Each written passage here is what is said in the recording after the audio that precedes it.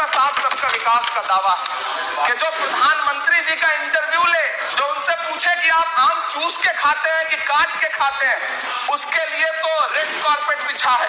जो अभिनेत्रियां उनकी विचारधारा के समर्थन में बात करें, उनके लिए जेड सिक्योरिटी है।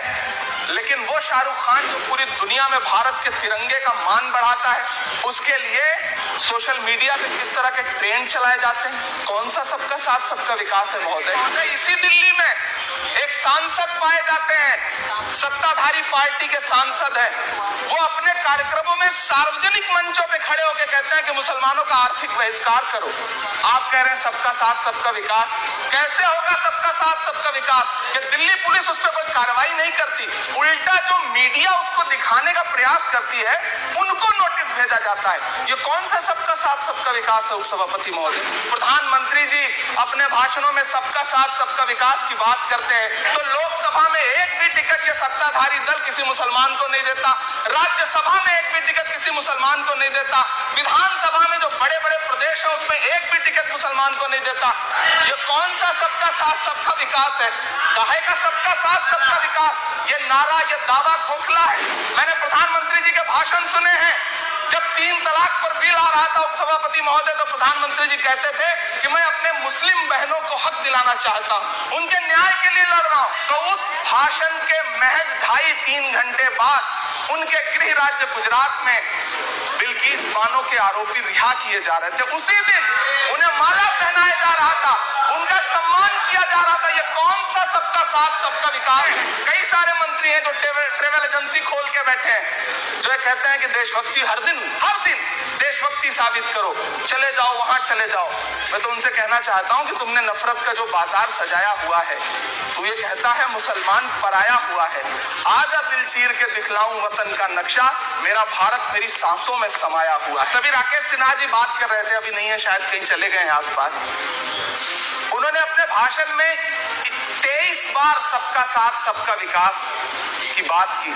अभी गीता जी बोल रही थी, उन्होंने भी कहा कि सबका साथ सबका विकास का बजट आया है, लेकिन वो इसके ये जो रेजोल्यूशन है इसके विरोध में क्यों है, मैं समझ ही नहीं पा रहा हूं। अगर आप सबका साथ सबका विकास का दावा कर रहे हैं, सबका साथ सबका विकास के नारे लगा रहे हैं, तो अगर एक पर्टिकुलर एक कम्युनिटी जो जिस स्ट्रक्चर कमेटी की सिफारिशों में यह तय हो गया है कि वो दलितों से भी बदतर स्थिति में है, उसका आर्थिक सामाजिक स्थिति ऐसी है, अगर उसके उत्थान के लिए कोई बिल बात कर रहा है तो फिर उसके विरोध में है क्यों?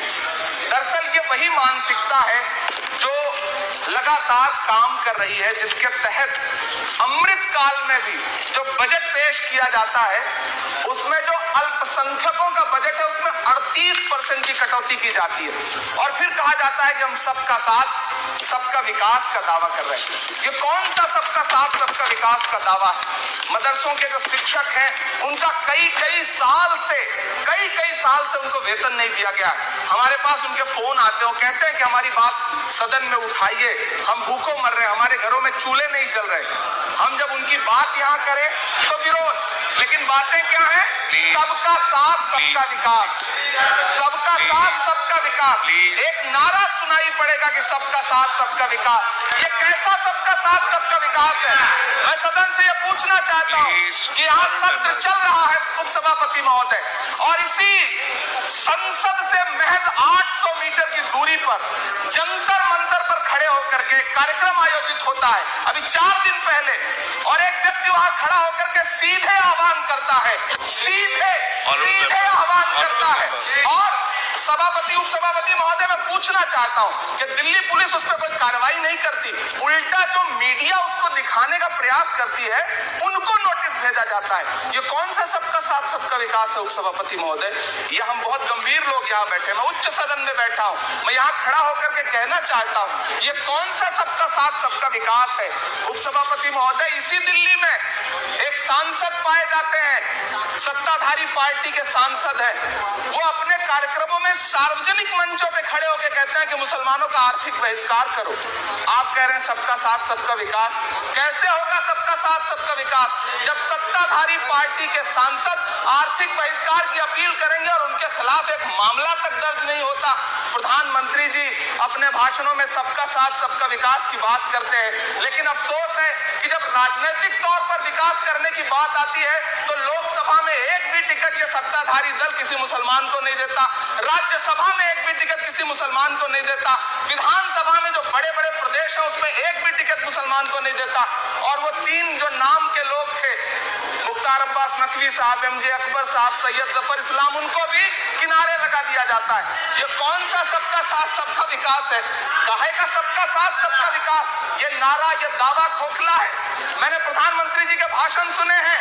जब 3 तलाक पर बिल आ रहा था उपसभापति महोदय, तो प्रधानमंत्री जी कहते थे कि मैं अपने मुस्लिम बहनों को हक दिलाना चाहता हूं, उनके न्याय के लिए लड़ रहा हूं, ये बिल मैं उनके लिए ला रहा हूं। आपने भी सुना होगा वो नारा। मैं तो सभापति महोदय बचपन से जिस विद्यालय का पढ़ा हूं वहां संस्कृत का एक श्लोक सुना करता था कि यत्र नार्यस्त पूज्यन्ते रमन्ते तत्र देवता। मैं इसे सुना करता था उपसभापति महोदय। और फिर आज जब यहाँ सदन में खड़ा हूं तो मैं पिछले दिनों लाल किले से प्रधानमंत्री जी की, लाल किले की प्राचीर से वो भाषण, उनकी वो तकरीर भी सुन रहा था, जब वो कह रहे थे कि महिलाओं को बिना हक दिलाए देश आगे नहीं बढ़ सकता।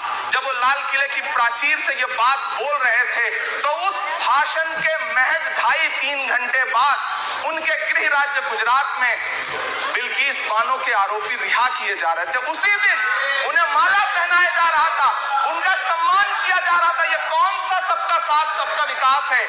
उपसभापति महोदय, मैं तो आपसे कहना चाहता हूं कि जो प्रधानमंत्री जी का इंटरव्यू ले, जो फिल्मी स्टार, जो उनसे पूछे कि आप आम चूस के खाते हैं कि काट के खाते हैं, उसके लिए तो रेड कार्पेट बिछा है। जो अभिनेत्रियां उनकी विचारधारा के समर्थन में बात करें, समर्थन से ज्यादा आगे बढ़ के बात करें, उनके लिए जेड सिक्योरिटी है। लेकिन वो शाहरुख खान जो पूरी दुनिया में भारत के तिरंगे का मान बढ़ाता है, जिसे फीफा वर्ल्ड कप में आमंत्रित किया जाता है, उसके लिए सोशल मीडिया पे किस तरह के ट्रेंड चलाए जाते हैं? कौन सा सबका साथ सबका विकास है महोदय? मेरा नाम इमरान है।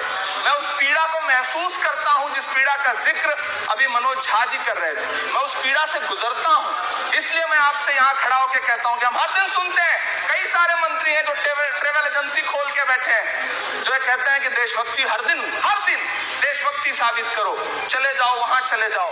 मैं तो उनसे कहना चाहता हूं कि तुमने नफरत का जो बाजार सजाया हुआ है, तू ये कहता है मुसलमान पराया हुआ है, आजा दिल चीर के दिखलाऊं वतन का नक्शा, मेरा भारत मेरी सांसों में समाया हुआ है। हम उसको किसी को हर दिन उसका सबूत नहीं देते फिरेंगे।